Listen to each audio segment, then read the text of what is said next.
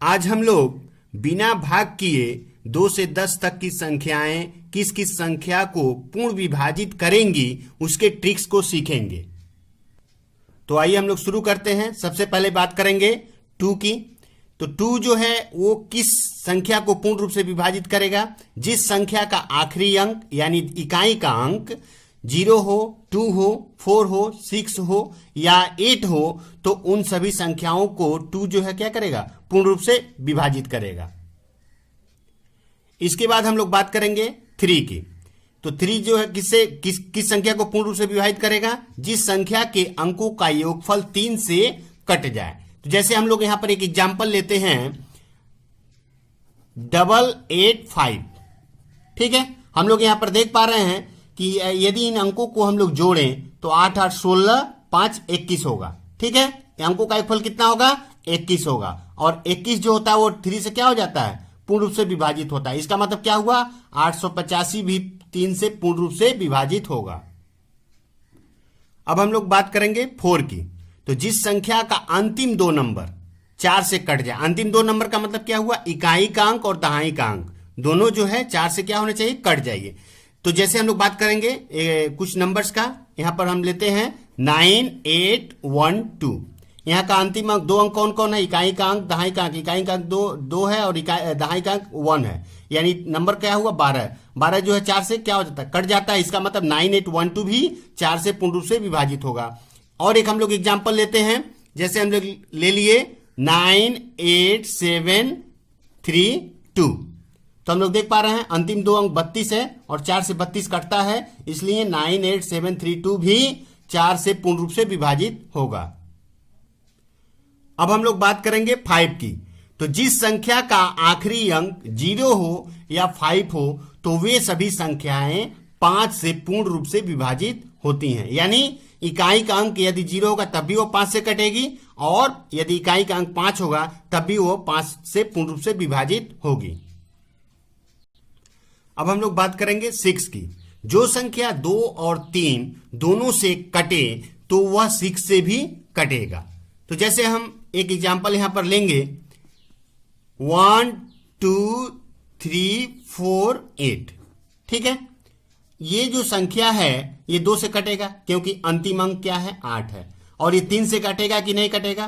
कैसे पता करेंगे? अंकों का योगफल 3 से कटना चाहिए। तो 1 2 3 3 6 6 4 10 8 18। यहां पर अंकों का योगफल क्या हो रहा है? 18। यानी 18 किससे कटता है? 3 से कटता है। तो हम लोग देख पा रहे हैं कि ये संख्या जो है 2 से कट रही है और इसके अंकों का योगफल यानी 3 से कट रहा है, यानी ये 3 से भी डिविजिबल होगा। इसका मतलब क्या हुआ कि ये जो संख्या है ये 6 से पूर्ण रूप से विभाजित होगी। तो इसके पहले हम लोग 2 से 6 तक की संख्याओं को देख लिए। अभी हम लोग 7 को नहीं करेंगे, 8 को करेंगे। 7 को सबसे लास्ट में करेंगे। तो 8 क्या देखते हैं हम लोग? जिस संख्या का अंतिम 3 अंक 000 हो या अंतिम 3 अंक 8 से कट जाए तो वह संख्या 8 से पूर्ण रूप से विभाज्य होगी। जैसे हम यहां पर एग्जाम्पल लेंगे, हमने ले लिया 49000। हम लोग देख पा रहे हैं यहाँ पर अंतिम 3 अंक 3 0 हैं। इसका मतलब ये संख्या 8 से पूर्ण रूप से विभाजित होगी। और अदर वे हम लोग ले इसको 49864। यहां पर अंतिम 3 अंक क्या है? 864 है। तो 864 जो है वो 8 से कट जाता है। ठीक है, 8 एकम 8 8 64 होता है। इसका मतलब अंतिम 3 अंक यदि 8 से कट रहा है तो ये पूरी संख्या यानी जो दी गई है संख्या ये 8 से पूर्ण रूप से विभाज्य होगी। अब हम लोग बात करेंगे 9 की। तो 9 जो है किस संख्या को पूर्ण रूप से विभाजित करेगा? जिस संख्या के अंकों का योगफल 9 से कट जाए तो ये 9 जो है उस संख्या को पूर्ण रूप से विभाजित करेगा। जैसे हम लोग यहां पर कोई एग्जाम्पल लेते हैं। हमने लिया 98595। अब हम लोग देखेंगे कि यहां पर जो संख्या दी गई है इसके अंकों का योगफल 9 से डिविजिबल हो रहा है कि नहीं। यदि 9 से डिविजिबल होगा तो हम लोग समझ जाएंगे कि ये संख्या 9 से भी पूर्ण रूप से विभाज्य होगी। तो हम लोग जोड़ते हैं 9 8 17 5 22 22 9 31 5 36। यानी इसके अंकों का योगफल क्या हो रहा है? 36। और 9 से 36 क्या हो जाता है? पूर्ण रूप से विभाज्य होता है। इसका मतलब क्या हुआ कि ये जो संख्या दी गई है यह संख्या भी 9 से पूर्ण रूप से विभाज्य होगी, और यह संख्या जब 9 से विभाज्य हो रही है तो यह 3 से भी विभाज्य होगी, क्योंकि यहां पर अंकों का योगफल जो 36 आया यह 3 से विभाज्य हो रहा है। जिस संख्या का अंतिम अंक 0 हो तो वे सभी संख्याएं 10 से पूर्ण रूप से विभाज्य होंगी। यानी यदि 10 से विभाजित करना है तो अंतिम संख्या को 0 होना ही पड़ेगा, तभी वह 10 से पूर्ण रूप से विभाज्य होगी, अदरवाइज उसका जो भागफल आएगा वह डेसिमल में आएगा। अब हम लोग बात करेंगे 7 की, क्योंकि इसके पहले हम लोग 7 को छोड़ दिए थे, मैंने बोला था उसको सबसे लास्ट में करेंगे। तो 7 को कैसे करते हैं?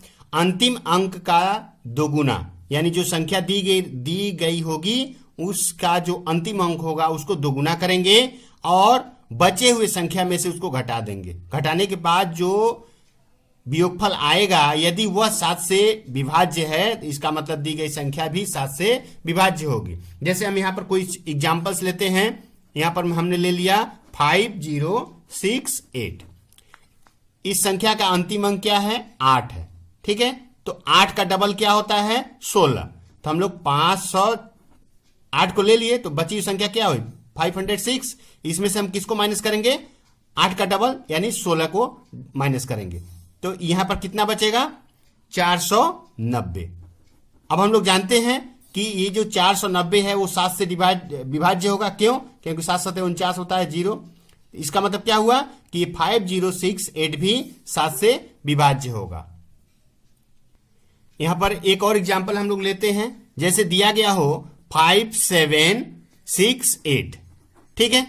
यह 7 से विभाज्य होगा कि नहीं होगा? तो इसको क्या करेंगे? उसी तरह से करेंगे। 576 माइनस 8 का डबल क्या होता है? 16। 16 को बचे हुए संख्या में से घटाएंगे, तो बचा हुआ 8 को ले लिए, बचा हुआ संख्या क्या हुआ? 576 हुआ। 576 में से 16 को घटाएंगे तो क्या बचेगा? 560 बचेगा, ठीक है। तो ये कटेगा कि नहीं कटेगा? अगर इसके बाद भी इसमें से कोई दिक्कत हो तो हम लोग 560 को लेंगे। 560 को लिए और अंतिम अंक क्या है इसका? 0, ठीक है। तो 0 का डबल यानी यहां पर क्या बचा? 56 माइनस 0 का डबल क्या होता है? 0 होता है। तो 56 में 0 घटाएंगे तो क्या होगा? 0, यानी यहां क्या बचा? 56। तो 7 से 56 तो कट ही जाता है, 7/56। तो इस तरह से हम लोग कितना भी बड़ा नंबर क्यों ना दिया गया हो, हम लोग इस स्टेप का यूज करके स्टेप कई बार यूज कर सकते हैं। जैसे मैंने यहाँ पर 2 बार यूज किया। एक बार यूज किया तो 560 आया, फिर 560 को यूज किया तो 56 आया, जो कि 7 से विभाज्य है। तो इस तरह से कितनी भी बड़ी संख्या क्यों ना हो, हम लोग एक बार करेंगे, अगर नहीं समझ में आ रहा है फिर 2 बार करेंगे। इस तरह से करके हम लोग देख पाएंगे कि वो 7 से विभाज्य हो रहा है कि नहीं हो रहा है। तो इस प्रकार हम लोग 2 से 10 तक की संख्याओं को बिना भाग किए कैसे जानेंगे कि वो किस संख्या को पूर्ण रूप से विभाजित करेगी। तो इसके ट्रिक्स को सीखे हम लोग। यदि आपको ये मेरा वीडियो पसंद आए तो मेरे चैनल को सब्सक्राइब करिए और लाइक करिए।